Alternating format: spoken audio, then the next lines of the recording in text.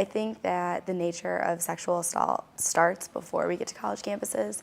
I think it starts with kind of how we talk about consent and things like that. And I think once we get to college campuses, those messages aren't really changed. I think they're just reinforced to whatever we kind of came with. So sometimes people have misconceptions of what no means and what yes actually means.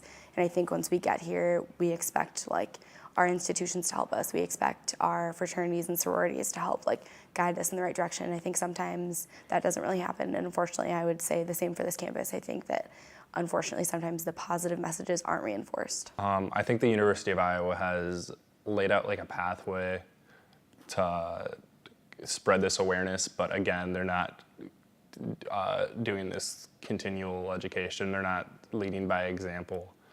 If there were a sexual assault, even minor, I think the University of Iowa needs to take action in showing that this is a problem. Actually, freshman year, before anyone even prepped me about kind of the culture around like rape culture and sexual assault, I actually intervened with someone. There was a girl.